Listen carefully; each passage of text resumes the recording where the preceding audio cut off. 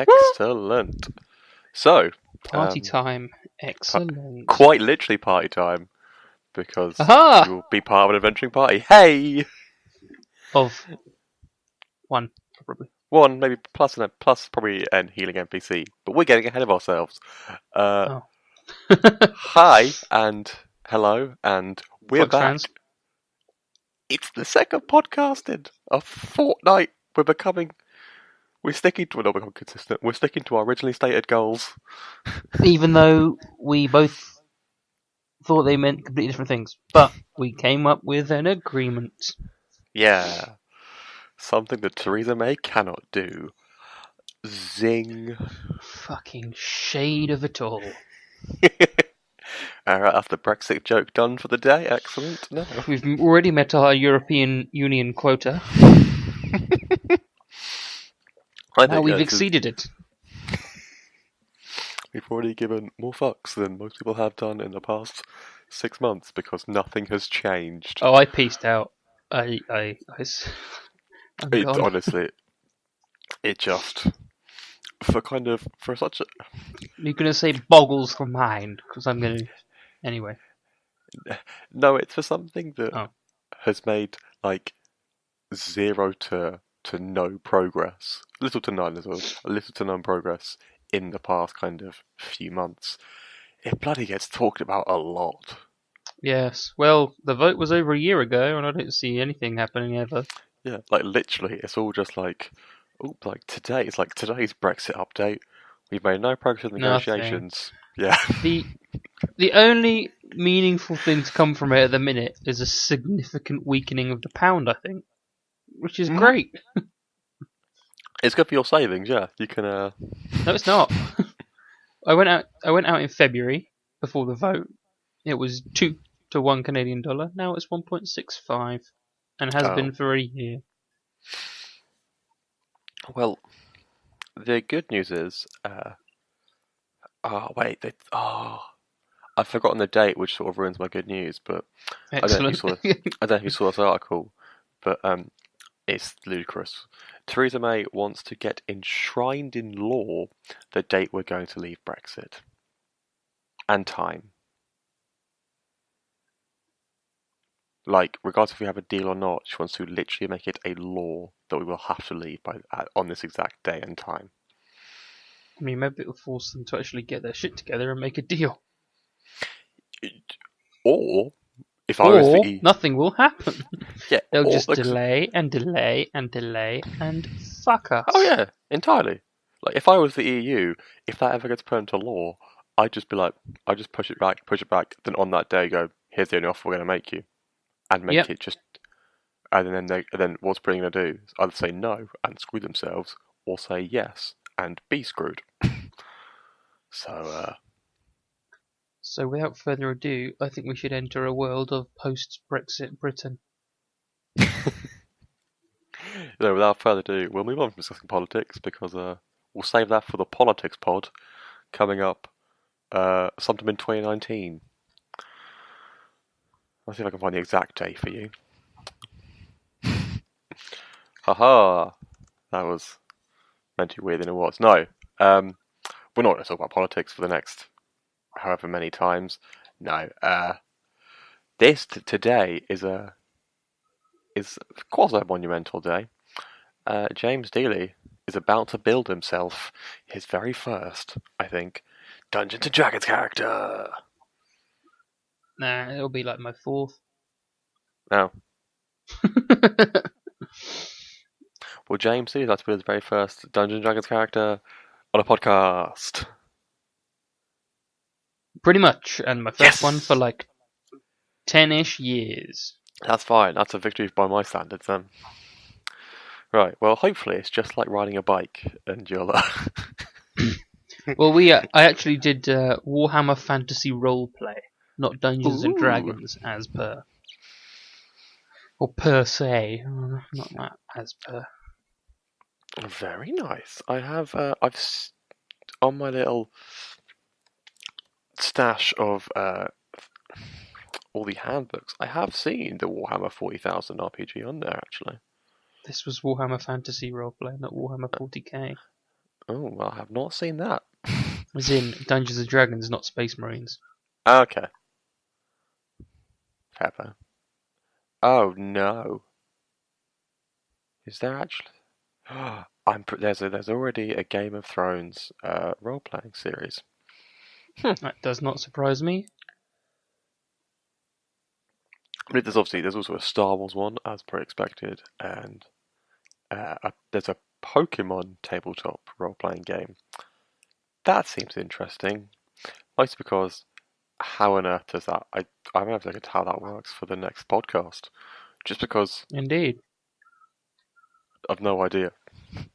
Literally, I can't even begin to fathom how that's going to work. Hey, me neither, bro. But yeah, so we've already got some of them on a tangent, but yes, I say James and I, are going to take a little trip to the world of not quite to Forgotten Realms, as Fifth Ed says. We're going to twist it slightly, and we're going to take you to the world of Eberron, which is equivalent to. It's going to be a riff on Eberron. It's as Wizards of the Coast themselves call it. It combines pulp adventure and intrigue into a world where magic-driven technology has produced airships, trains, and similar advancements comparable to early 20th century Europe. Excellent. Which I like to think of, how I kind of imagine Eberron, is partly like that, and also partly like I don't think you've seen this. That's what makes sense to you. Hopefully, to the listeners, partly to kind of the legend of Korra, and that sort of era of the kind of Avatar, where there is kind of airships galore and everything's much more civilized. But enough on that. Let's begin the process. So, Mr. Dealey, we've already checked this, but for the listener's sake, do you have the character sheet in front of you? I have the character sheet in front of me. Excellent. Do you have the player's handbook in front of you? I have the player's handbook in front of me. All right. Well, let's open up the player's handbook and let's go to part 1. Which starts on page 9. And is creating a character. Ah. So. The D20. Don't think I need that. I'll give you a D20. Sorry. Paul actually has a medical condition in which he has 20 dicks. We actually use it as a dice. We just have a rings, and you just throw a ring, and whatever one it lands on is what you've rolled. Obviously, to make it a bit more difficult, the teeny little micro penis is the 20. So it's like Horseshoe from Red Dead Redemption. Yeah. Or just general fairgrounds, Paul. Yeah. All right, touche. Smarty pants. Okay, so starting off on part 1 of creating a character, or step 1 even, choosing your race. So going 100 meters. off. Okay, so you're Usain Bolt for this campaign then. Sweet. So, you have 8, 9? You have 9. You have 9 races to choose from. So I can count there. I was staring in the face. You have 9 races to choose from your basic player's handbook. These are all like, I know you have, but for listeners, if you've ever watched Lord of the Rings, it's everything. It's just the ones you'd expect. You've got dwarfs, elves, halflings, humans, dragonborn, gnomes, half-elves, half-orcs, and tieflings? Or Tiefling. Tiefling, okay, thank you. Because I've heard both pronunciations and I never know. Wait, of course I've made a D&D character before. I've played Neverwinter. Oh yeah! This will be your second in like 5 years then. Yeah. Slightly losing its juice. the je ne sais quoi of first in 10, or yeah, we've progressively downgraded this from first ever. It's the first time today I've made a character. It's really backslided a lot.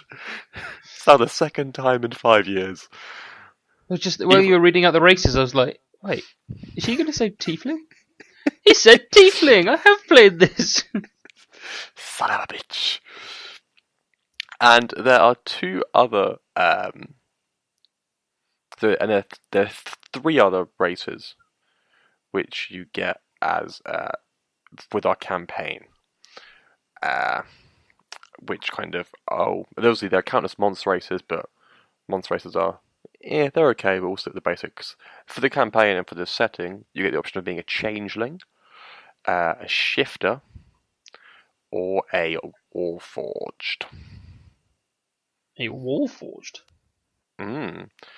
The warforged were made as ideal soldiers to serve in the devastating last war. Although they were constructs, they have much in common with living creatures, including emotions and social bonds, and perhaps even souls. No way. They sound very much so, and have a quick read through of this when their base starts with this little sheet I've got. It kind of sounds like your sort of Frankenstein-ish. But yeah, sorry, those are your... What's the other two races? So Changeling and... Shifter. Shifters are descended from humans and lycanthropes. Although they cannot fully change to animal form, they can take on animalistic features by a process they call, yes, you guessed it, shifting. Clearly the writers went home early for the day there. Like, you could have called it anything. You could have given a cool fantasy term, but no. So it's a thing that's like half a fucking wolf, and they called it shifter because it shifts. Yes, and you could have got a cool name for your process of changing, but instead you called it shifting. Oh, Wizards of the Coast. Yeah. And then the Changeling. I think it's a film with Angelina Jolie in, but you know what I mean. I was going to say Changelings. Is that? I thought they were in Star Trek Deep Space Nine. I believe they are. Yes. Wasn't Edo a changeling? But yeah, changelings are subtle shapeshifters capable of disguising their appearance. Their ability to adopt other creatures' guises make them consummate spies and criminals.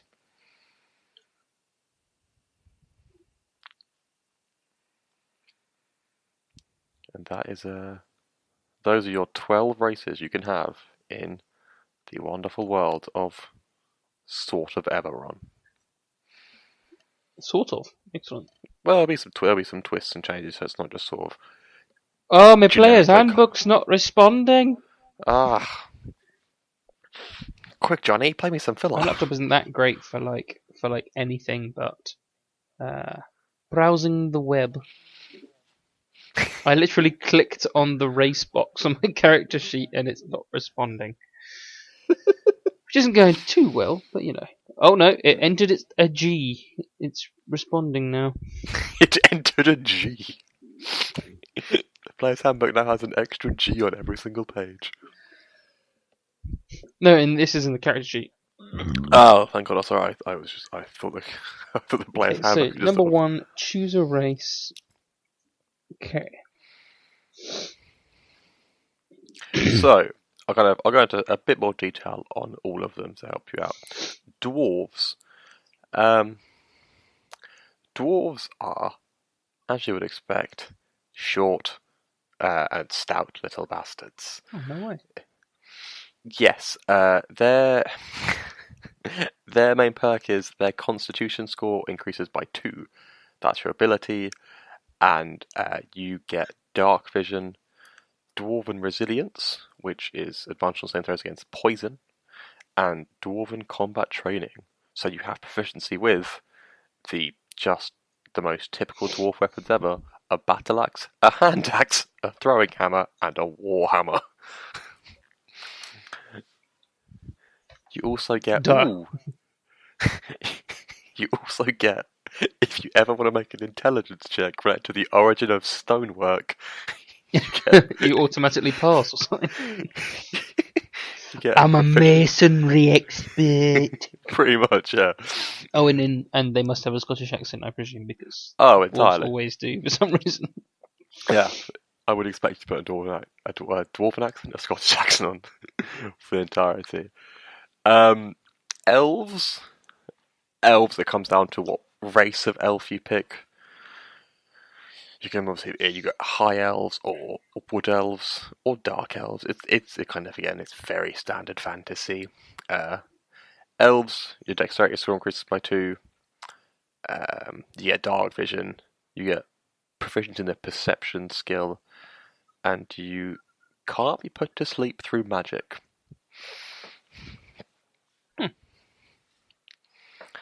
Kind of elves. High elves make very good wizards. Wood elves make very good rangers, and dark elves make very good bastards. Okay. Somebody's racist. No, I forgot what the class make. They are quite good. I think they make good rogues. Halflings, you're a midget. Frodo. Yeah, pretty much. You're a midget. You are very lucky. You can't. It's unlike you'll be frightened, and you can not Frodo then. You can sort of a bit like Frodo. Sam. You get to hide quite well, and or you can get advantage on poison. Again, halflings make either good kind of bards or, surprisingly, good monks because of their dexterity score increase. There's a chance you can have a midget little monk. Midgie monk. It's like Midge Monk from Borderlands. Humans. The best I can describe humans is jack of all trade. Master of fuck all. Pretty much, like, as a human, like, your ability scores all get increased by 1, and it's just sort of all there's a when we get a feat or skill. It's basically kind of humans are sort of, you just pick it and everyone can do. You're good at everything, but not kind of great. Dragonborn. I'm a human in real life, so I'm already role playing as a human. I don't really want to role play as another one, you know. I'm already pretending that I'm something else whenever I leave my room. Dragonborn, you are a dragon, as I imagine the name probably suggested to you. And from there, you get damage resistance to. Okay, so Dragonborn are a bit odd in that. I know you get resistances and you get a breath weapon, but it all depends on effectively what color dragon you are. Like, you can get acid breath, lightning breath, fire breath, poison breath, cold breath. It just depends on literally what color of dragon you want to be. Bad breath? You get halitosis? I'm the halitosis dragon.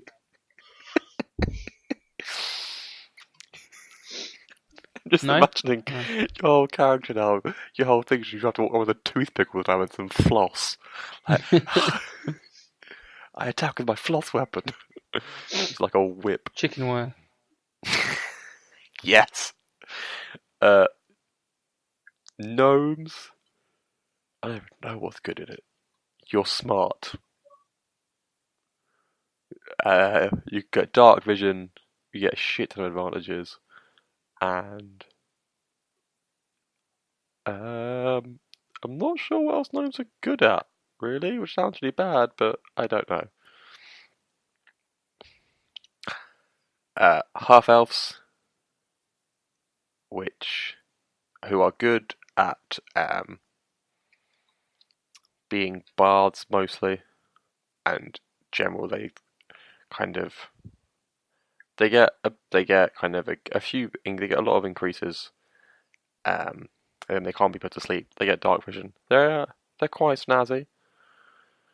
Half orc, which is basically if you want to punch stuff and kill stuff and play a fighter, probably pick a half walk. An Urukai. Mm. Look at you, spamming the lore. And then, Well, no, that's Lord of the Rings, you plum. It's make a bit different. I couldn't think of the appropriate phrase, so I went with lore. I knew what I meant to say. And then tiefling is, you want to be descended from a demon. Yeah, which, let's be realistic here. Yes. So I think you're about to say, let's be realistic here. I am. Already am. Yeah, that's what I was expecting. But yeah, that was your 5-minute class overview and race overview for Dungeons and Dragons. I imagine if people are watching this, they are already familiar with it. Yes, if I not, would hope I so will. anyway. If not, then don't really know what you're doing here, if I'm honest. But, you know. No, I'll post a link in the description to kind of a much better, a much longer description, shall I say, of each race. But yeah, so step 1, choose your race. Demon! Tiefling. Yeah, Alright. maybe a tiefling. Okay, so let's take 20 minutes to fill out the tiefling box, or the race box. And that's Tief, isn't it? Yes, Tiefling? Tiefling. I thought for the longest time it was like teeth. Tootling. I thought it was like teethling. Teeth. I think literally when you thought it was like tooth, you thought it was just like a Tooth baby fairy. with a few teeth, like where? Okay. I won't press you for a name now. No, I'll think of the name for next time. Yeah, so there's some example names in the player's handbook as well. So yeah, tiefling. So the first thing with that is that sort of guides your alignment. Although at the end of the day you can entirely choose. We'll cover this way later on, but like you are likely to pick a chaotic alignment. Mm-hmm. Because that makes sense, being a demon. Yeah, demon. You've got a base walking speed of 30. You have dark vision, which is pretty helpful. Wait, do we need to fill this in anyway? Speed. You can. Speed in the is underneath race next to initiative on the character sheet. Oh, so that's 30. Yep. 30. And I presume that's meters per second. I am Nightcrawler. Holy crap! We could literally light bulb. I'm not gonna. Oh, that. If No. you want a Nightcrawler, though, I could help. I have a vague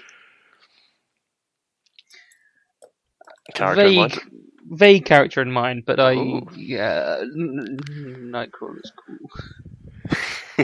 So the other good things about tieflings, apart from dark vision, is you have resistance to fire damage.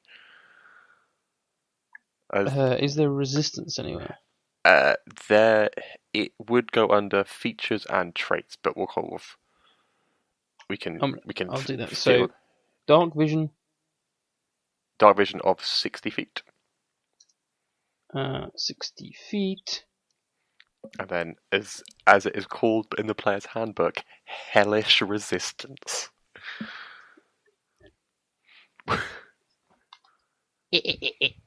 That sounds pretty cool. Does that just mean like, if someone does something really good and gives me some money for free, then I just like burn?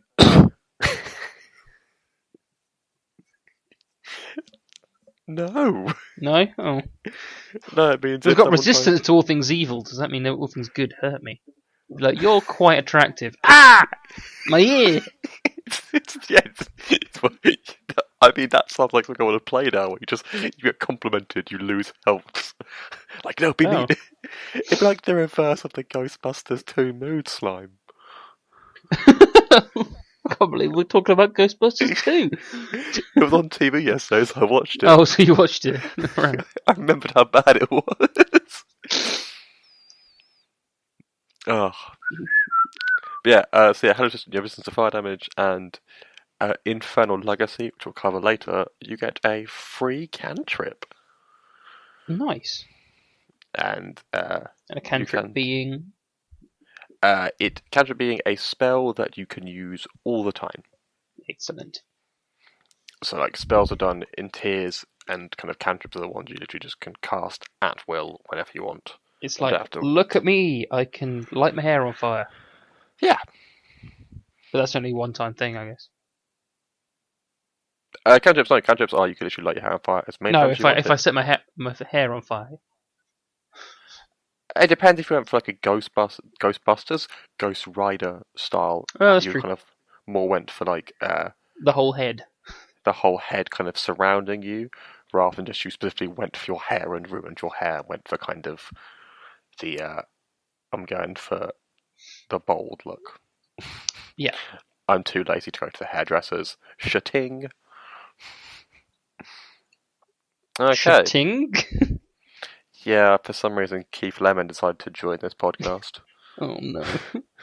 Yeah, we'll swiftly move away from him. Okay, so we are 20% of the way there. Oh, that's easy. Yes. Well, according to this, there's only 5 chapters of how to pick a character. Oh, God. Next up, you have classes. I have lots of class.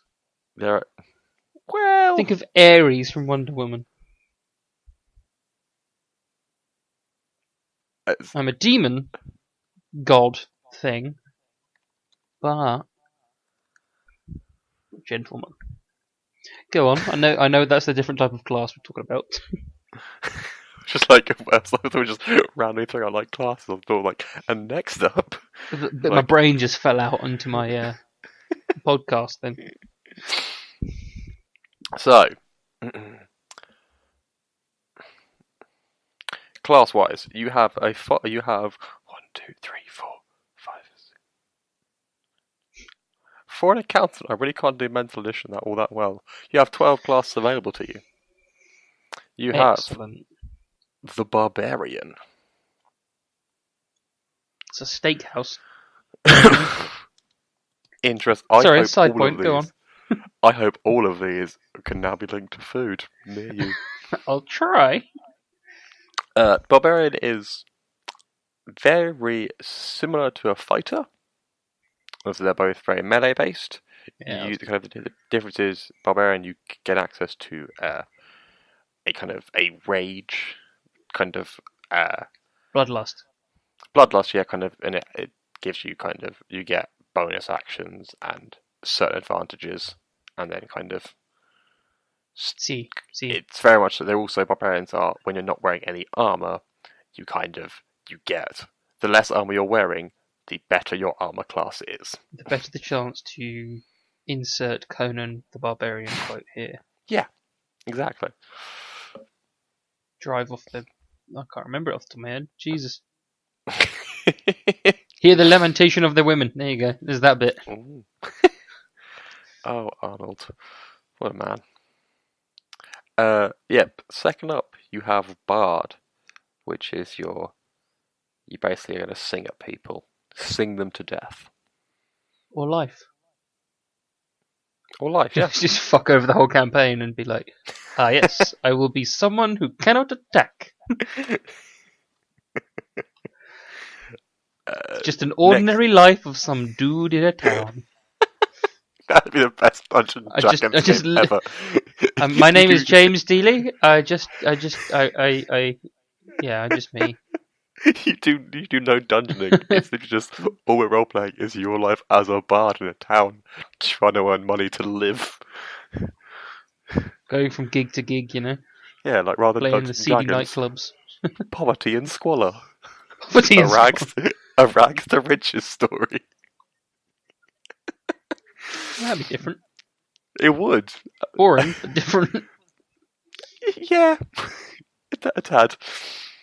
After Bard, you have Clerics, which are, as the name implies, your holy warriors, kind of. God's on my side. Let me. Let's be a stuff. demon. Yeah, God on my side. It perhaps may not fit. Anyone? It may not fit with your demon character unless you're literally going to play it as you're a demon who doesn't know he's a demon. So think of like the Hellboy route. I'm allergic to mirrors. After Cleric, there is Druid, which is hippie. Yeah, pretty much. They're all kind of. It's really hard to make them sound different or interesting when Druid is literally just your very standard. You commune with nature. You like the trees, don't you? Yeah, like you can transform into a beast. You can do spells, but also are good with a stick and a sword. Good with a stick. After Druid, you have Fighter, which is your very basic. You want to hit stuff hard, and then hit stuff again. Basically, your tanks. Indeed. After Fighter, you have Monks, who are kind of it's they're kind of your DPS, and they are literally Iron Fist. Like so much up to like it's basically like you get everything that you can imagine Iron Fist does. Even going so far as to get Quivering Palm as a 17th level sort of spell, well not spell, like a 17th level ability, where basically is if you hit someone, you set up lethal vibrations in their body. And you can dance puppet. It's better than dancing. You spend some key points, and they basically. Nope. If they do key Harlem points. Shake. Remember that? Oh Christ! Sorry, the way that had gone. Yeah.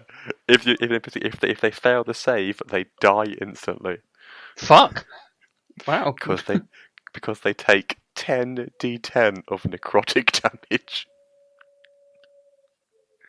So they literally just die. It's everything that Bruce Lee has sort of taught you growing up. Indeed. Growing up. Yeah, right. He was dead before I was born. Doesn't stop you from watching the videos. Videos, films. Who The calls the videos. video? Fact. To VHS sets. After Monk, Paladins, who are sick.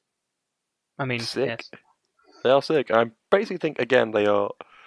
They're again another holy champion. Just the difference being, they're holy champions who look to actively smite and attack thee, whereas clerics are holy champions who look to actively heal.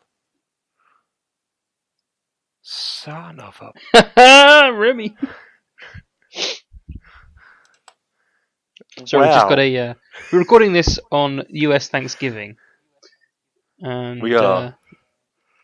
Remy has just put in the Ninja Pancake Discord Happy Thanksgiving, except to Paul. Obviously, he's British. Does not celebrate.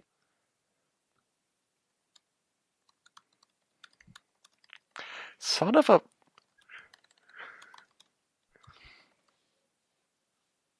Anyway, me getting annoyed aside.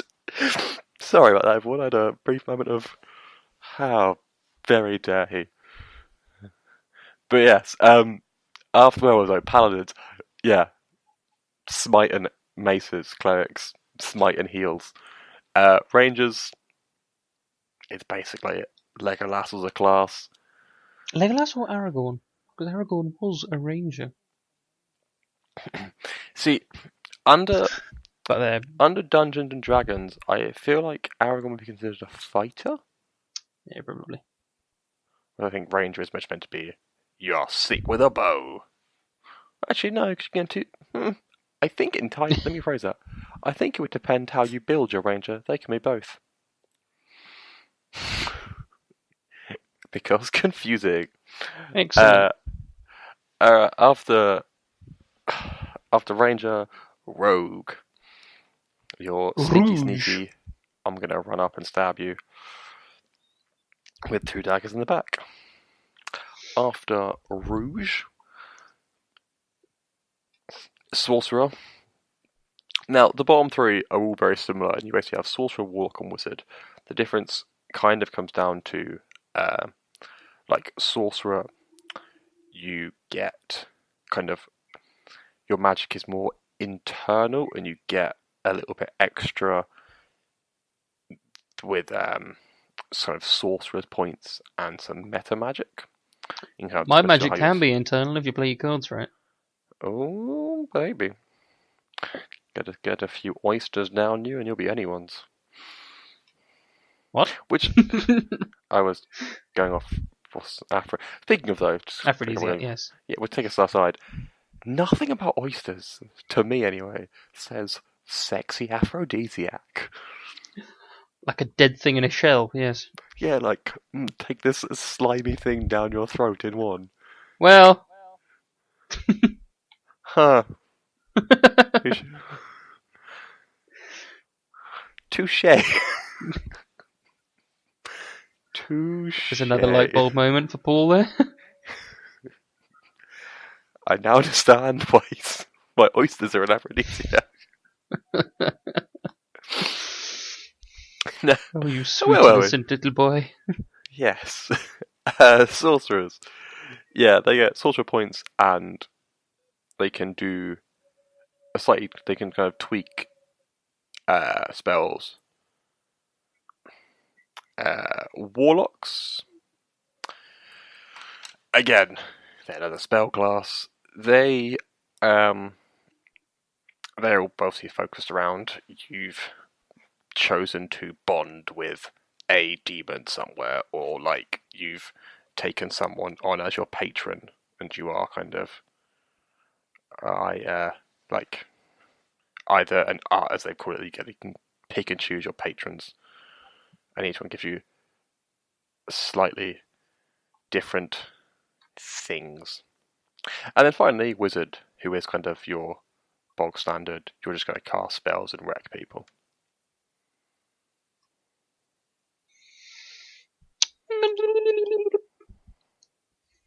I think I shall be locked in war forevermore.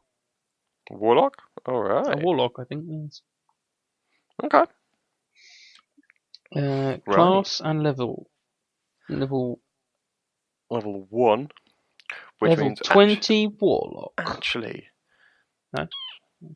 Well, I may I may potentially start you at level 2.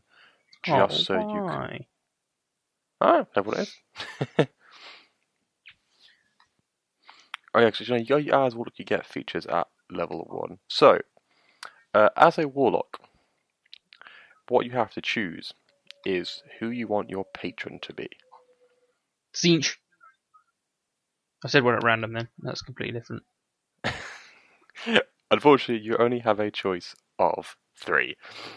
You can get the Archfey. And the Archfey gives you... You can... Oh, right, the Fey, of course. You get the ability to project the beguiling and fearsome presence of the Fey.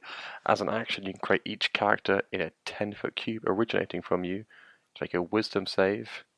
If they don't, they're frightened. You get Misty Escape at 6th level, where you vanish in a puff of mints. Puff of mints? Puff of mist. Mints! God, I can't speak today. However, that's how making it canon. If you choose this, you're going to disappear in a puff of beef mince.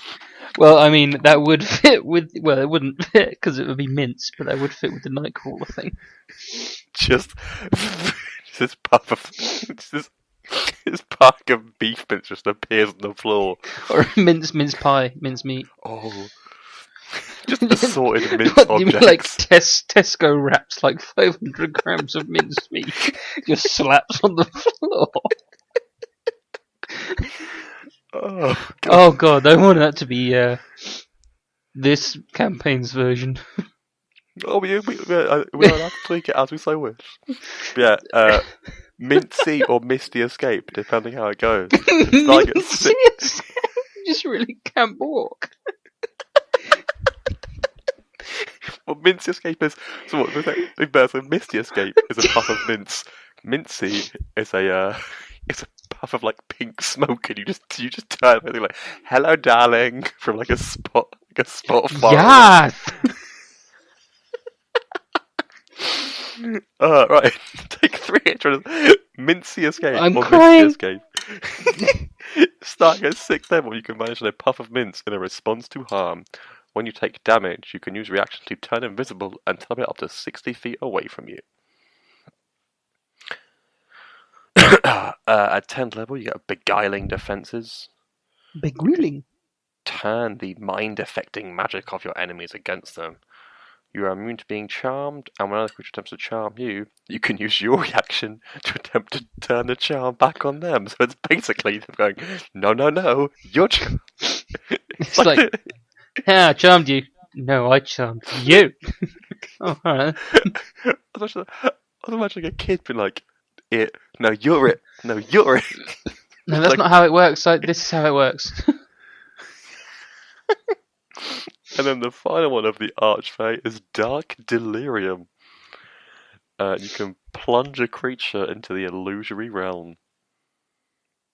And until this illusion ends, the creature thinks it is lost in a misty or mincy realm. The appearance of which you choose. So you could literally make someone think they were lost in just a realm of beef mince or mince pies or mince meat. I think because of the earlier comment about Nightcrawler and your fantastic your slip of the tongue, I'll have to go for the first one. I want to be Mincecrawler. You're going for the so you're going for the Archfey. The Archfey, yes. Let me just see if there's about yes, because none other give you that ability. Let me.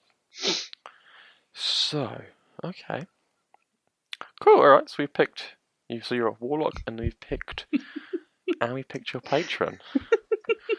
We're on fire. Where does my patron go? It would go. I don't think there's a specific spot for it. I think you just have to make a note of it for the moment under features and traits. Okay, Mincy Master. I'll just put. What shall I put? Archfey, or not write it down yet, or what? Just write kind of patron Archfey. Patron Archfey. Is it one word or two? It is one word. Intriguissimo. So, okay, now, excuse me. Okay, so we've picked your race, we picked your class. We have. So next step is we're going to determine your ability scores. Ooh! Now, there are 2 ways of doing this. Random it. You want to random it? Roll it on everything. Alrighty. Gosh. Can you roll it? I have. You can roll it. I mean, I have dice in front of me. What was the other way? I'm just like, you have 20 points. There you go. No. So option 1 is you roll 4 6-sided dice and record the total of the 3 highest dice on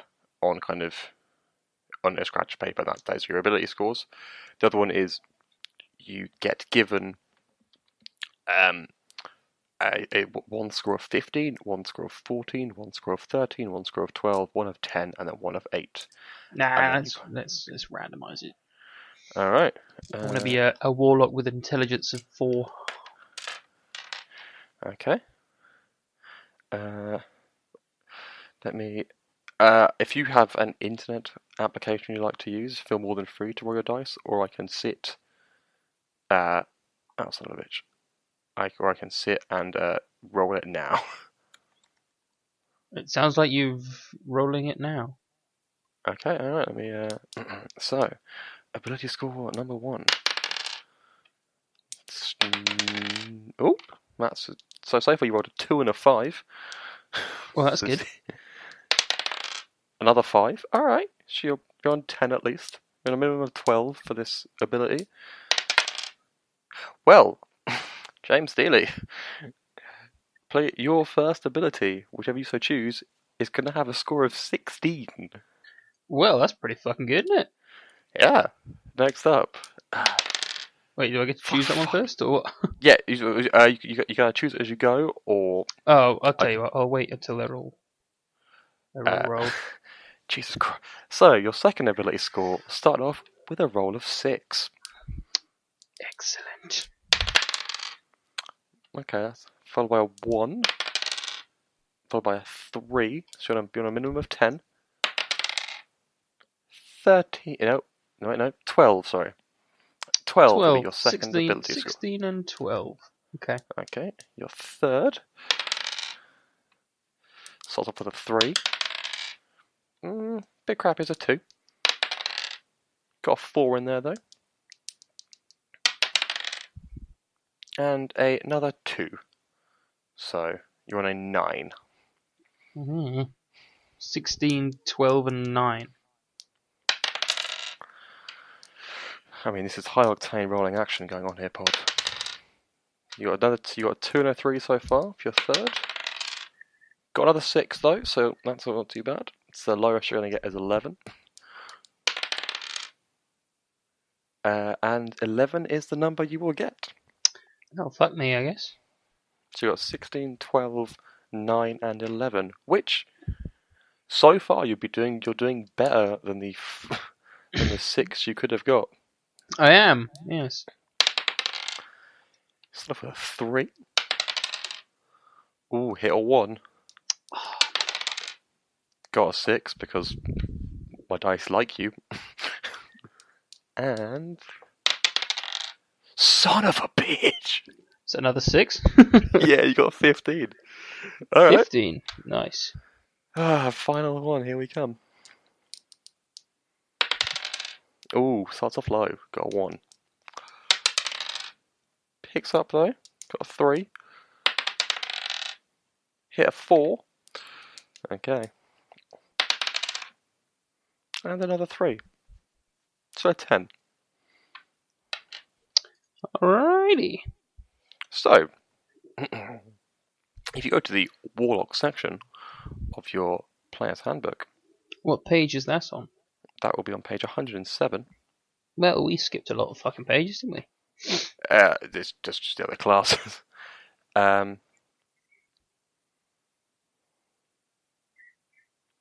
It should. So yeah, it basically tells you that for a Warlock, if you want your Charisma to be your highest ability score, followed by your Constitution.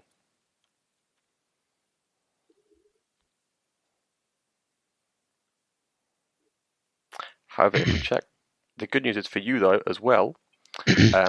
As a Tiefling, your Intelligence score gets a buff of 1, and your Charisma score gets a buff of 2.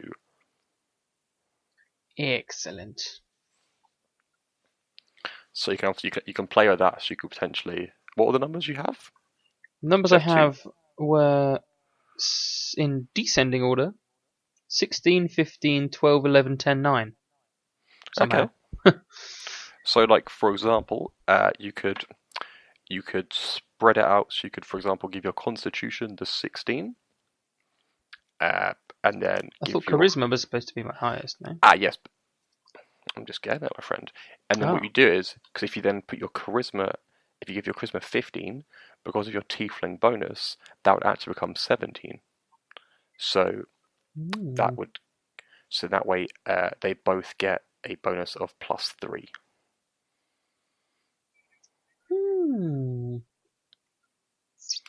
Whereas if you did it the other way around, then your Constitution would give you a bonus of +2 with the 14 to 15, but your Charisma would get a bonus of +4. Because I am a silver-tongued little snake. Silver-tongued devil spawn. Wow, silver-tongued devil demon dick. I don't know. So what don't I need the least? Probably like strength, dex, maybe. Yeah, like it is a bit sort of kind of strength. Strength is natural athleticism and bodily power. Like as a warlock, It's all about the mind. Exactly. Dexterity is physical agility, reflexes, balance, and poise, which again is really not that important. So kind of constitution, health, stamina, vital force, and I think as well as a warlock, that is quite important because I think some of your spells require some constitution. And then it's kind of literally like you kind of charisma, constitution, and like wisdom, intelligence. Intelligence is mental acuity, information recall, and analytics. Wisdom is awareness, intuition, and insight. So wisdom is sort of your perception and kind of how well you notice stuff. So it's helpful for that to be quite high because it also then helps out with your passive perception and you can kind of notice more things. Mm-hmm. For sure. Right, so I think what I'm going to do, the top two I needed was like intelligence. What's the difference between intelligence and wisdom? Intelligence is best way to look at it is if you look at the skills list. So kind of wisdom is perception, how well you notice stuff that's happening at that exact moment. Intelligence is sort of how well you can recall stuff. So intelligence is kind of is your arcana skill, your history skill, your investigation skill. Right, gotcha. Whereas wisdom is your perception, your insight, your medicine, and then your passive sort of perception as well. So I think what I'm going to do is Constitution is my primary stat. Is that correct? No, charisma is your primary Charisma is primary stat. So I think I will give. But obviously the charisma you get that +2 bonus. Yeah, I was going to say I'll give the 15 that. Yep. So that would then that becomes 17 because of your racial bonus. Charisma. So you got 17 in charisma. 17. Do I just put 17 or 15 plus 2? Put 17. Okay.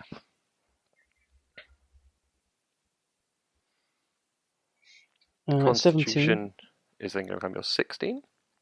Yes, because that's my other super special one, right? It is indeed.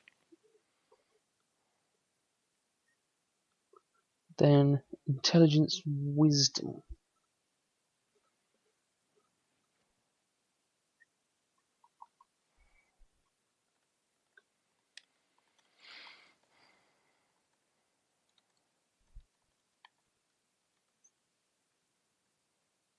Wisdom will get the 12. Okay. Intelligence the 11, but I get +1 to that. You do get +1 that, yeah. So 12. And then dexterity the 10, strength the 9. Okay. Cool. Alright, so that's part 3 of that's part 3 of building your character. Completed. How about that? So step 4 is we'll do your spells slightly later on. But step 4 is personality and background. Ah. So, a lot of this is... Did not work out my hit points, proficiencies, etc. That's the one. Yes. Thank you. I knew I was missing something. Hit points. So, your hit points at your first level are 8 plus your Constitution modifier, which at 16 is a plus 3. So you have hit points of 11. Mm-hmm. As I am +1, do I then get D8 on that as well? +1. As I am level 1, as it says, no. 1D8 per warlock level. Yes, that starts at level 2. Sorry, I see it says hit points at first level 8 plus your Constitution modifier. Hit points at higher levels 1d8 or 5 plus. What's the difference? So basically, it is as it was between the 1d8 or the 5. No, the higher hit points at first. The hit dice is 1d8 per warlock level. What's the difference between that and a higher level? So hit dice, that is basically hit dice are when you go for a long rest, you regain all your health. When you go for a short rest, you only regain your hit dice. So I am with it. And then and then high level is just kind of. Personally, I am a fan of. I always take the 5 plus your Constitution modifier because it's higher than the half point. And then your proficiencies. Oh, that is you get to choose which skills you're proficient in. How many skills?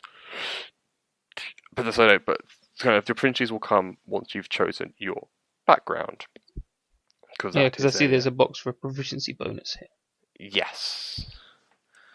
I think it should. Oh yeah, I know. That's your saving throws for a warlock are wisdom and charisma. So you tick those and you get proficiency in that.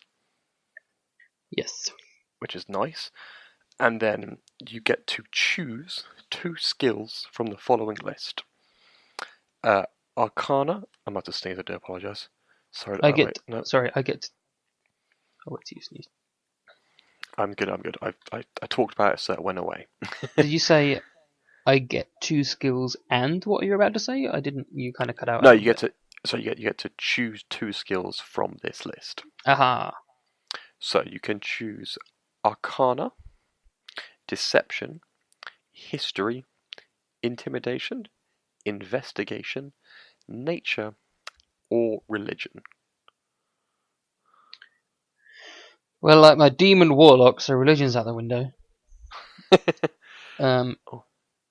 What are they? So, as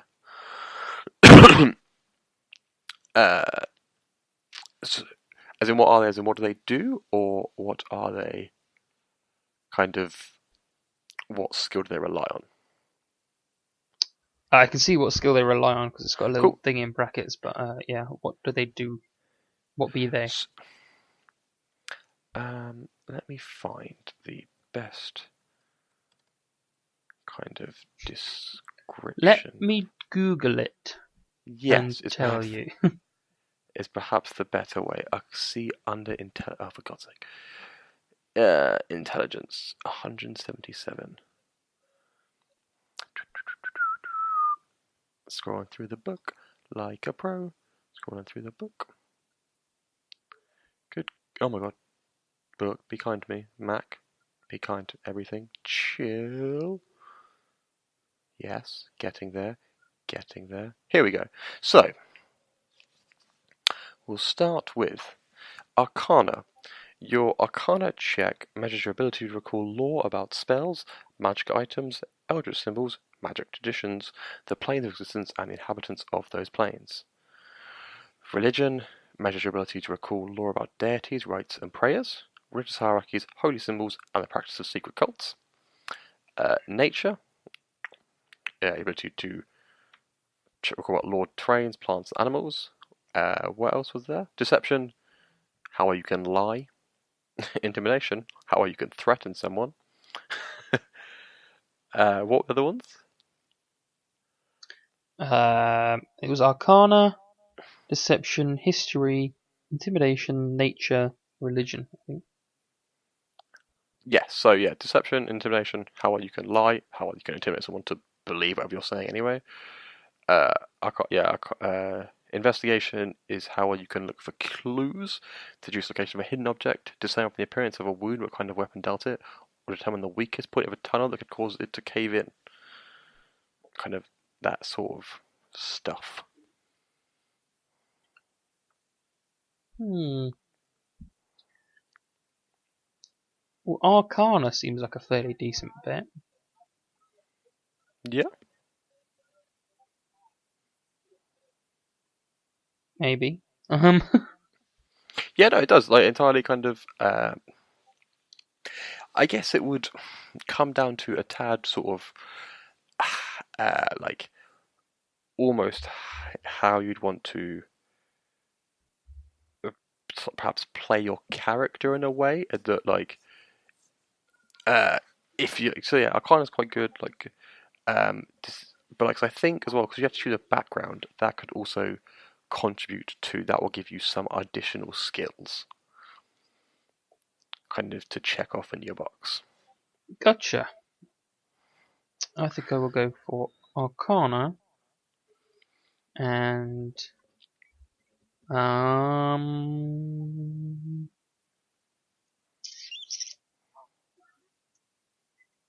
History. Wait, what? Okay. No. Sorry, Investigation. Nice. So investigation is always like a solid one to pick. Yeah. Okay, so for your background, there's a set of predetermined ones. The Warlock Quick build recommends the Charlatan background. Charlatan, you say? Which is you have always had a way with people. You know what makes them tick. You can tease at their heart's desires after a few minutes of conversations, and with a few leading questions, you can read them like they were a children's book. It gives you the skill proficiency in deception and in sleight of hand. You gain a tool proficiency in a disguise kit and a forgery kit. And you also gain as equipment a set of fine clothes, a disguise kit, tools of the con of your choice, examples being 10 stoppered bottles filled with coloured liquid, a set of weighted dice, a deck of marked cards, or a signet ring of an imaginary duke, and a belt pouch containing 15 gold pieces. Well, that sounds like fun. And you also get a feature as a charlatan. You have created a second identity that includes documentation, established acquaintances, and disguises that allow you to assume that persona. Additionally, you can forge documents, including official papers and personal letters, as long as you've seen an example of the kind of document or the handwriting you're trying to copy. So, well, that's neat. In answer to your question, yes, it's very fun. I'll quickly run you through the other backgrounds, though, just on the off chance I don't want to sell structure fancy. There's Acolyte, which is a service of God or pantheon of gods. You gain a skill proficiency in insight and religion. You get to choose 2 additional languages, and you get a holy symbol, a prayer book or prayer wheel, 5 stacks of incense, vestments, and a set of common clothes, and a belt pouch containing 15 gold. And you can also receive, and then the feature is you receive free healing and care at a temple, shrine, or other established presence of your faith. How about that? As you're a demon, I could probably burn when I walk through the door. So the other backgrounds, you have criminal, literally as it says. You gain proficiencies in deception and stealth. You gain a crowbar, a set of dark common clothes, including a hood, and a belt pouch, again containing 15 gold. And your feature is you have a reliable and trustworthy contact who acts as your liaison to a network of other criminals. You know how to get messages to and from your contact, and even over great distances. Or the variant criminal is you're a spy, which is basically, it's exactly the same as a regular criminal, but you're just working for the government rather than working for yourself. So you're not really a criminal then? I think you're sort of, I imagine it's you're stealing from another government. Yes, she would technically be a criminal, but it's not. I do agree, it's a bit difficult. Other backgrounds: entertainer, skill proficiencies, acrobatics and performance. You get a musical instrument, a costume, and a belt patch. And you can always find a place to perform. So that would work well if we had gone through the approach of James Dealey, Poverty and Squalor, a rags to riches story. That's true. Folk hero, animal handling. Hero? Folk hero, sorry, yeah. So I've been watching too many NFL games. My apologies. Yeah, good lord. Folk hero. No, damn it! Oh, say it again for me, please. Folk. You. Folk hero. Okay. I'm not being an idiot. You get a set of artisan's tools, a shovel, an iron pot, a set of common clothes, and a belt pouch containing 10 gold, with animal handling and survival as your skills. And you can find a place to, your features, you can find a place to hide, rest, or recuperate among other commoners, unless you've shown yourself to be a danger to them. A guild artisan, you're basically just good at guild stuff. The other backgrounds are hermit. Live in a cave. Sweet. Exactly. Your skills are medicine and religion. You have to pick a language, and you get a scroll case stuffed full of notes, a winter blanket, a set of common clothes, a herbalism kit, and 5 gold. And then your feature is you get access to a unique and powerful discovery. What does that mean? It literally, that's basically what it says. The full text is then, work with your DM to determine the details of your discovery and its impact on the campaign. I discovered the cheat book.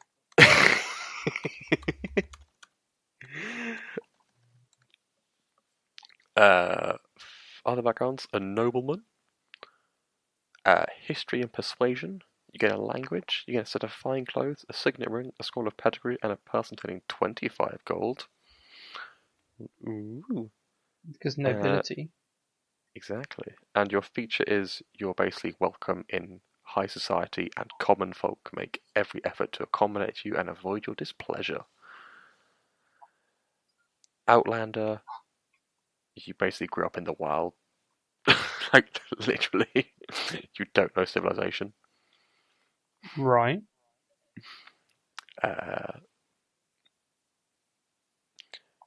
With your features being athletics and survival, and your equipment being a staff, a hunting trap, a trophy from an animal, a set of traveller's clothes, and 10 gold. A sage, you spent years learning the lore of the multiverse. Christ, that's way a Marvel comic. Skills: Arcana, History, Languages, 2 of your choice. Equipment: black ink, quill, knife, letter. Posing a question you have not been able to answer. A set of common clothes, a belt pouch. When you attempt to learn a cool piece of lore, you know where you can obtain it from. So you can know what library you need to go to. Google. Another background, sailor, but I don't know how much that would work for what your character had in mind. Mm-hmm. Soldier is the other background, and that is it for backgrounds. Or urchin. Sorry, there's a one of urchin. Great, I can be Oliver Twist. Pretty much, yeah. But you're Oliver Twist with demon. a pet mouse. Oh, pet mouse. Fucking hell, I could just summon like a demon or something if I'm a warlock.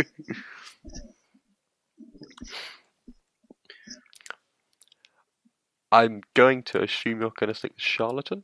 I'm torn between charlatan and nobleman. Okay. Whether to be a fake nobleman or a real nobleman.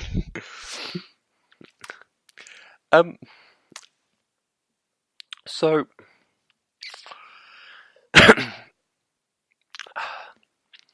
Stop making noises with your mouth. Come on. Sorry. So nobleman is good in the fact that obviously you're obviously a noble, so you get finery and stuff. Charlatan, I think, has the chance for kind of more kind of fun and crazy outcomes, because you can make yourself a fake nobleman and then kind of go through that approach. Okay, so feel free to tick background. Yes. God, how do you spell charlatan? CHARLATAN. Feel free to, in your skill proficiencies, now tick deception and sleight of hand. Excellent. And I'll run you through the numbers of what that gives you as well. Okay, cool. So we've done background. Do you get some other stuff from that as well? You do. So yeah, you have a in your other proficiencies, you can put disguise kit and forgery kit. Wait, shouldn't I also go proficiencies, light armor, simple weapons? You do that. So you could write them down. Yes, but obviously, like light armor, simple weapons are kind of. It's not necessarily tick those. You just sort of. It's like kind of thing. You just like when we look at a piece of armor, you're like, oh, hold up, I know that is heavy, so I cannot wear that as well. Yeah. Okay. Fair enough. So what else in there? In your other proficiencies and languages, you can write disguise kit and forgery kit. And forgery kit. And then in your equipment, you have fine clothes. Damn, you fine. Disguise kit. As again? Yeah, yes. This is actually because this is one you own, not just one you are proficient in. Aha, for sure. And then you then get to pick the con of your choice. Signet ring. I like it. And then what was the actual thing? It's not just signet ring. Fake signet ring. Signet ring of an imaginary duke.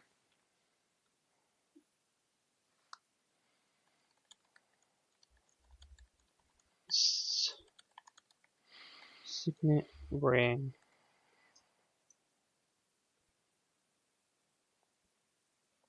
I just gonna put fake signet ring. Yeah, that's fine. And then come up with the imaginary duke story later on. But yes, we'll work that out. And then in the features, you can put false identity.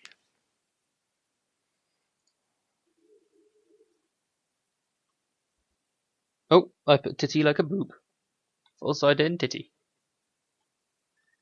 Okay. Cool. Alrighty. Now. Yada yada. So after that, for the rest of your starting equipment, would you like light? Yes, please. Would you like a light crossbow and 20 bolts, or? Oh, I don't I have like 15 gold or something as well? You do, yes. Where does that go? That goes in your in equipment. It is the 4th box down. GP, gotcha. Yeah. What are all those PP, GP, EP, SP, CP? Copper pieces, silver pieces, yes. electrum pieces, gold pieces, and I believe platinum pieces. PowerPoints. Power plays. That's right. I got a hockey ref in there for you. Thank you. No problem. So yes, for the remainder of your starting equipment, would you like a light crossbow with 20 bolts, or any other kind of simple weapon of your choice? Can I have a rapier? I believe you can. Yes, I believe that is a simple melee weapon. You can get a. No, you cannot. Sorry, unfortunately, a simple melee weapon. You can get a club, a dagger, a great club, a hand axe, a javelin, a light hammer, a mace, a quarterstaff, a sickle, or a spear. Sickle? Mm-hmm. So a simple weapon is a sickle, but not a sword.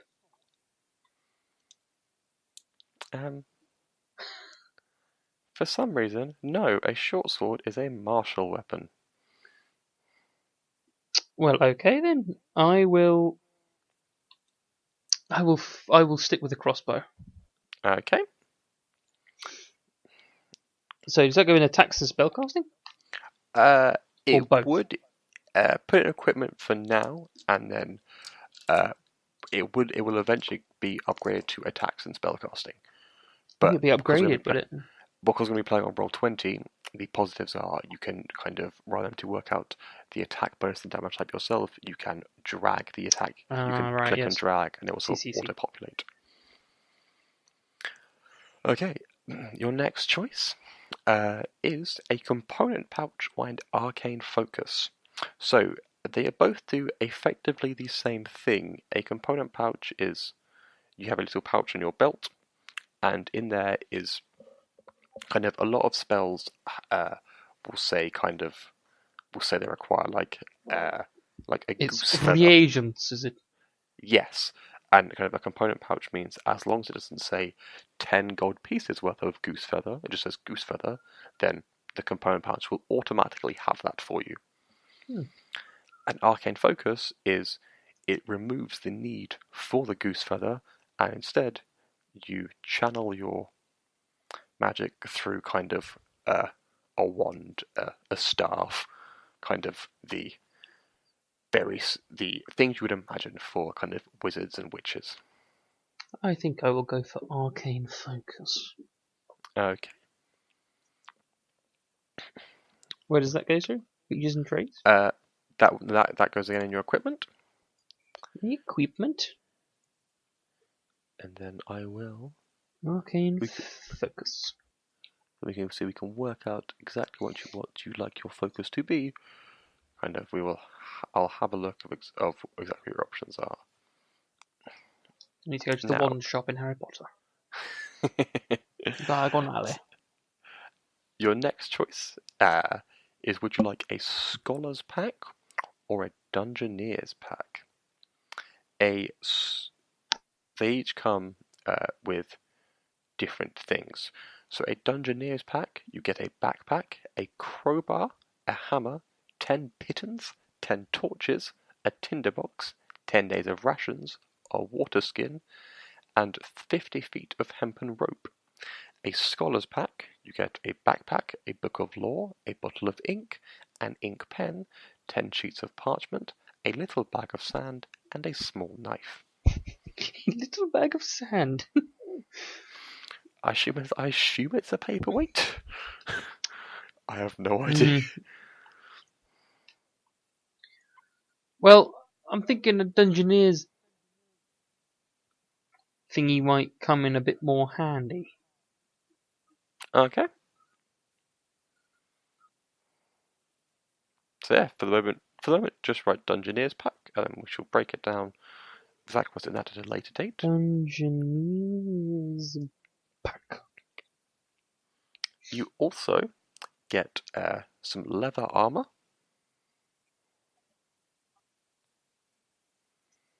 Another simple weapon of your choice again. Any simple weapon. I'm glad I chose the crossbow now then. Can you run me through the list again? I can do. Your options are club, dagger, great club, hand axe, javelin, light hammer, mace, quarterstaff, sickle, spear, or you can get or simple ranged weapon. You can get another light crossbow, a dart, a short bow, or a sling.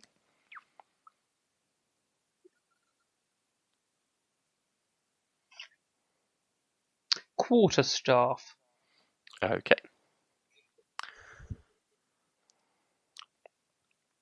And then finally, because you just you also get 2 daggers.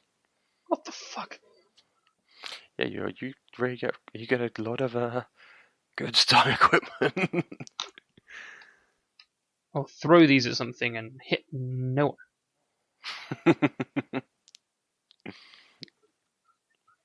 So, the final things we have to run through. As a tiefling, if you're going to scroll on the character sheet to the 3rd page. Mm-hmm. As a tiefling, you get the cantrip. Oh, cantrip. Thaumaturgy, spelled Thaumaturgy.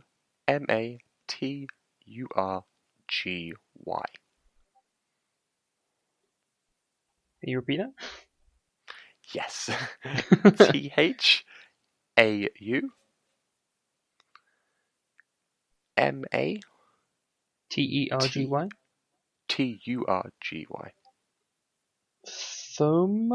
Tergy. Turgy.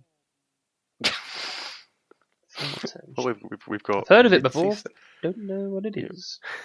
So we've now got Mincy Escape and Thaumaturgy. Excellent.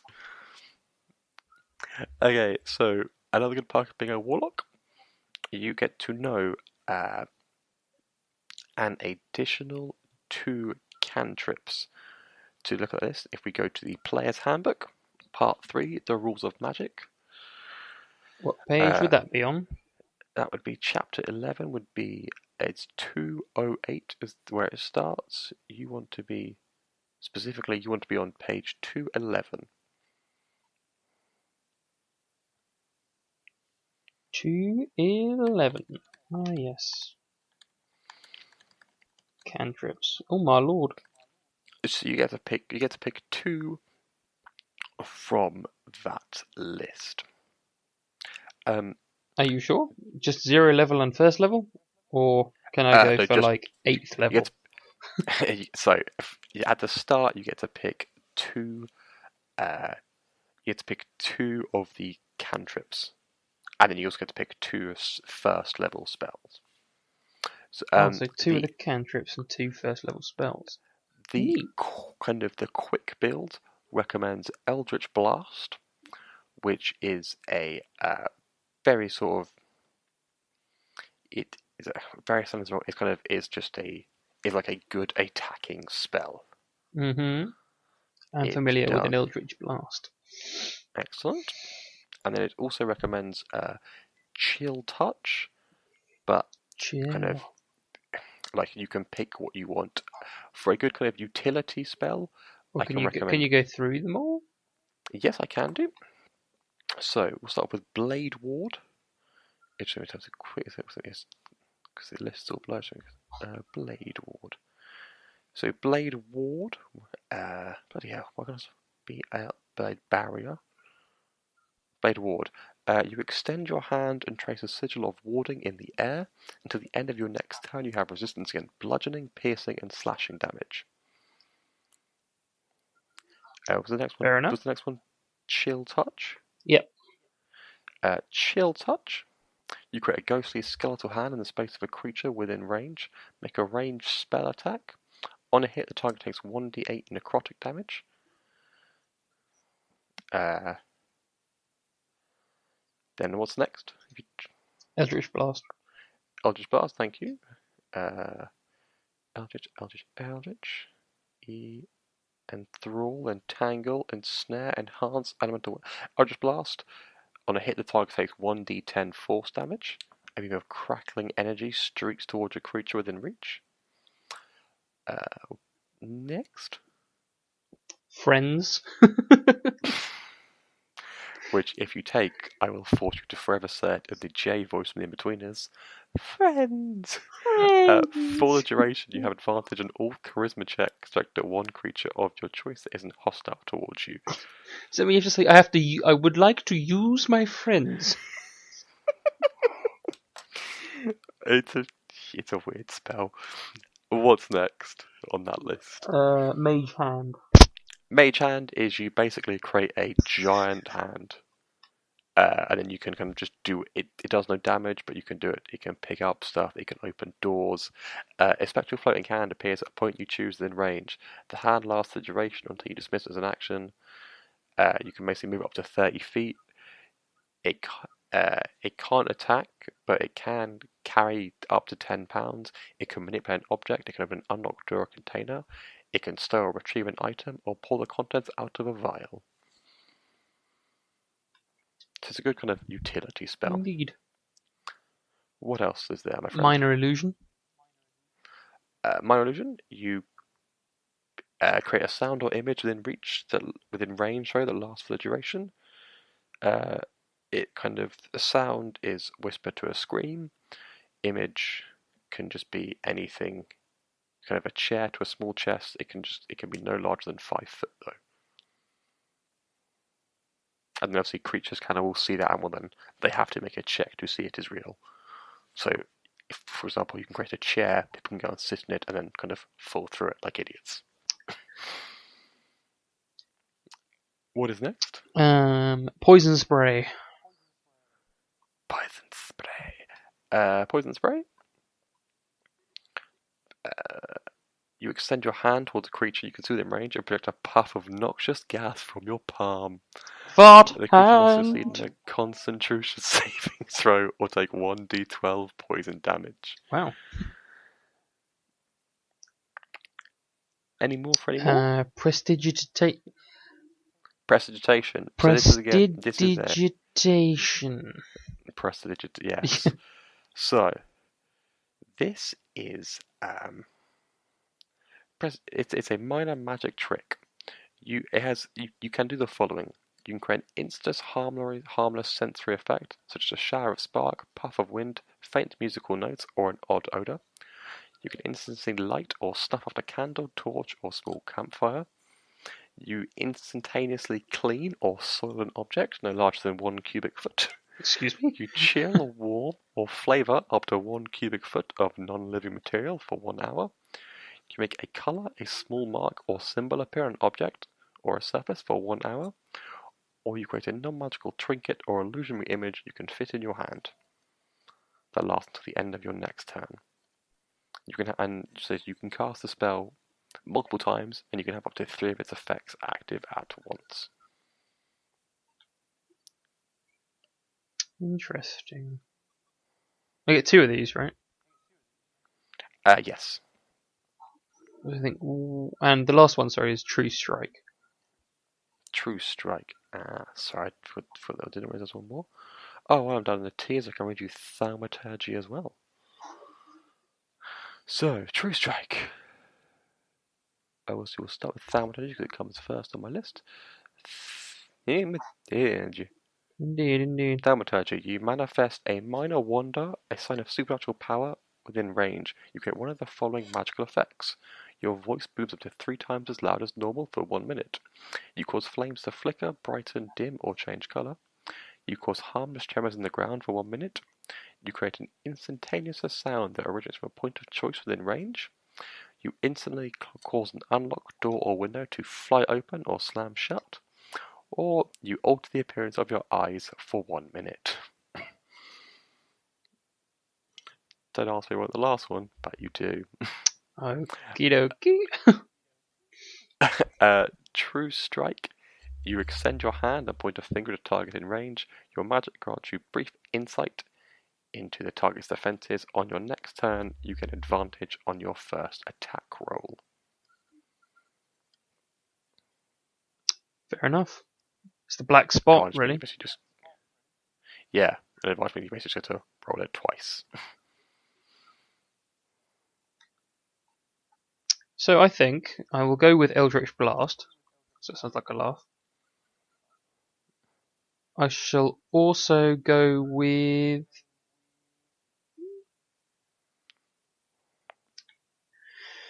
Minor I already have Thaumaturgy. Do I want to do Minor Illusion? They seem very similar. Yeah, they do. Kind of Minor Illusion is more you minor.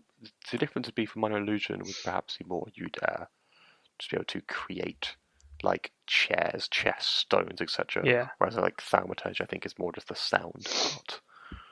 But they I think having both is a tad redundant.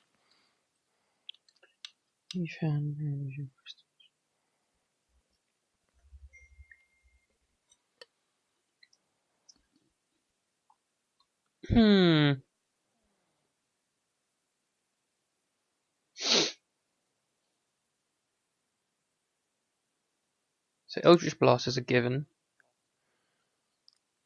I'm not sure what else to take.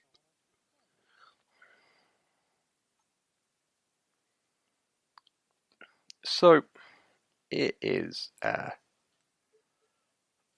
What was prestidigitation again? Prestidigitation. Oh, I can never pronounce it. It is. It's a minor magical spell, and it's kind of. It gives you. Bloody Nora. Does it? Star. It gives you Rita from Coronation Street. No, prestidigitation. You create instantaneous harmless sensory effect. You instantly light out or snuff out a candle. Okay, so you instantly clean or soil an object. Okay. You chill, warm, or flavour.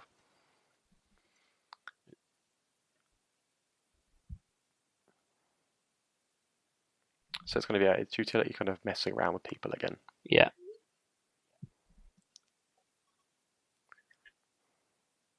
Like, so they obviously recommend. The quick build recommends chill touch, so you're kind of you're on the offensive, but which is never a bad thing. But Mage Hand has a lot of utility. Yeah, I was thinking about Mage. Yeah, let's go for that. Okay, cool. So and then Eldritch Blast and Mage Hand. Okey-doke. And now you also get to choose 2 first level spells. Slots total 2. Level spells. Slots expended 2. So you have 1 slot at first level, unfortunately. Mm-hmm. But yeah, you can know 2. You get access to all the ones listed in that little box, but then you also get access to an additional 2 from the Archfey of Fairy Fire and Sleep. Wait, you're gonna have to go through all of these. Yeah. How long have we been going for so far? An hour and a half. 1 Jesus. hour 33. It was up to you. It was like this will be the last thing. Oh, okay, let's finish this. The rest is sort of like kind of give yourself. Yeah, a let's name finish and this. Build your floors. So, read them out to my friend. Start at the top. Armor of Agathis. Armor of Agathis. A protective magical force surrounds you, manifesting as a spectral force that covers you and your gear. You gain 5 temporary hit points for 1 hour. And if a creature hits with a melee attack, they take 5 cold damage. Next up, Arms of Hadar. Arms of Hadar. You invoke the power of Hadar, the Dark Hunger. Tendrils of dark energy erupt from you and batter all creatures within 10 foot. Each creature must make a strength saving throw. On a failed save, a target takes 2d6 necrotic damage. On a successful save, the creature takes 1d6 necrotic damage. Fair enough. Charm Person. Is that does what it says in the tin? Very much so, yes. Yeah. Charm Person. You attempt to charm a humanoid. It must make a wisdom saving throw. If it fails, it's charmed by you until the spell ends.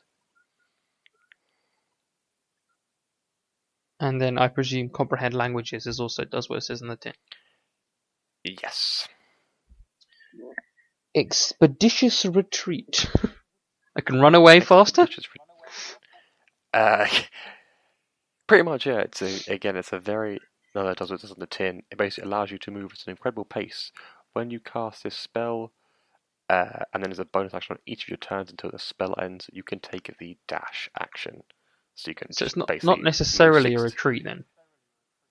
No. It's basically you can just move 60 feet at a time. As if dashing. Yes, I remember. Hellish Rebuke. Hellish Rebuke. Hellish Rebuke. You point your finger and the creature that damaged you is momentarily surrounded by hellish flames. The creature must succeed in a dexterity saving throw.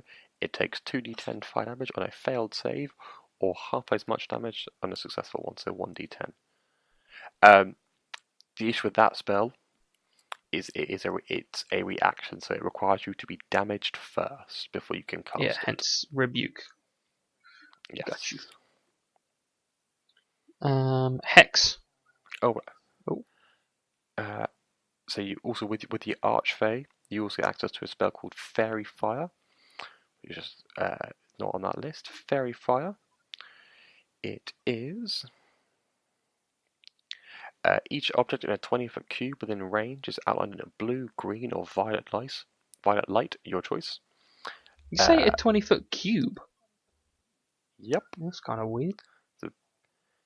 Any creature in the area when the spell is cast is also outlined in light if it fails a dexterity saving throw. If it's coloured in light, any attack roll against the creature has advantage. Hex. You place a curse on a creature that you can see within range. Until the spell ends, you deal an extra 1d6 necrotic damage to the target whenever you hit it. You also get to choose one ability when you cast a spell, and the target has disadvantage on ability checks made with that ability. You turn him into a frog, Warcraft style.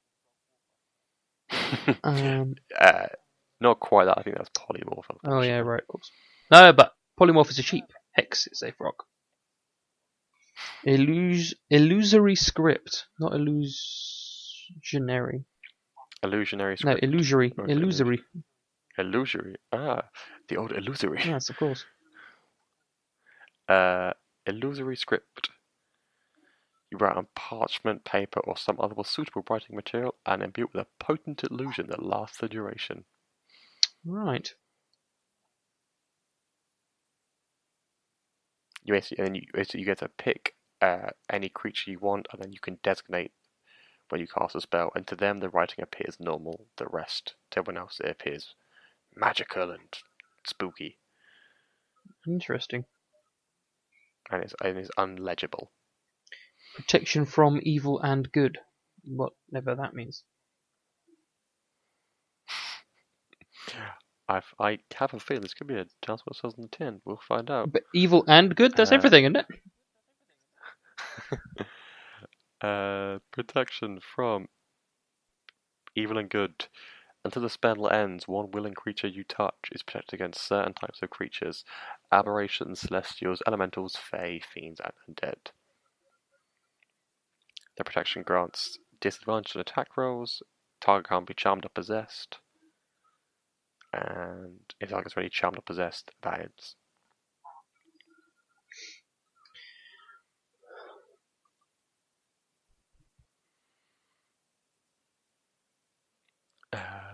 Is the next one Witch Bolt? It is. Or okay. There is Unseen Servant and Witch Bolt. The next one view actually is also Sleep. The spell sends a creature into a magical slumber. Roll 5d8. The totals have how many hit points of creatures you can affect. And then Witch. Wish. Wind Wall. No, Witch Bolt. A beam of crackling blue energy lances out towards a creature within range, forming a sustained arc of lightning between you and the target. On a hit, the target takes 1d12 lightning damage, and on each of your turns for the duration, you can use your action to deal 1d12 to the lightning damage to the target automatically. The spell ends if you use your action to do anything else. Huh. Well, I already know what I'm going to get. I'm going to get Armour of Agathis and Hellish Rebuke. Okay, nice. Alrighty, so that is then your warlock built for the moment. Yay! So the rest is come up with a fancy little name. Alignment, which I'll send you a link to sort of kind of pick and choose one from. Yeah, I'll figure that out. And then kind of personality traits, ideals, bonds, and flaws. Those are they are better explained in again, I'll send you a link to kind of them. Kind of ideals are things to drive your character. Bonds are your character's connection to either people, places, and events. So kind of flaws are vice, compulsion, fear, or weakness. So something that will make your character. And then personality traits. It says to give your character two, and they're small and simple ways that help set your character apart from every other character. But yeah, no. So yeah, we've got there. Nightcrawler. Happy days. Mince crawler. Please make your bond to a pack of beef mince. Just carry around with you. Please make my what? Yeah. Pack of beef. Your bond to mince. But yeah, we've done it, my friend. You are now basically all ready to go for us to go and explore the world of Eberron, and more specifically, go and explore a small dungeon / mine. I'm excited. I should think of a name for my mince crawler. Yeah, join us next time. Well, no, don't join us next time. Sorry, yeah. So the next podcast you'll hear from us will be our regular scheduled service, our regularly scheduled listening. So we'll be checking in on kind of all the latest news around the web games and around the web, and we'll be having some delightful new Netflix shows to talk about. Oh baby! And then the next thing you'll hear from us from D&D will be the episode after that, where Mince Crawler will be taking his first steps. He'll be mincing into the mine. He'll be mincing into the world. But yeah, apologies has run a tad long, I guess. If you've made it through this far, thank you very much for joining us. And my esteemed colleague is on Twitter. Not right now, just in general. Could have just said @Jam Delay, but sure. @Jam Delay, that's where I am on Twitter. There you go. You happy now? Yes. I am on Twitter @PLutler21, and we are on Twitter @DownToFlux. DOWNTOFLUX. I can spell, I promise. DownToFlux. James, I've got the name for your character. Dante Flux. maybe that's a good one. And then we are, as a whole, we're also on YouTube @DownToFlux, and you can email us at downtofluxdtf@gmail.com or flux@ninjapancake.com. And speaking of Ninja Pancake, well, we are just jolly as the Pilgrims and Indians that shared that first turkey. Oh, good one. To be a part of their family of podcasts. With podcasts such as Bombshell Jackets, Geek Squatch, who have just done an Arnie-filled month doing Conan and Terminator 2. And it's brilliant. Indeed it is. And there's many others, so please do go check them out at ninjapancake.go.com, actually. I remember correctly. No, just ninjapancake.com. Ninjapancake Go or something else. So that was ninjapancake.com. On that note, yeah, see you on the next one. Bye. Adios.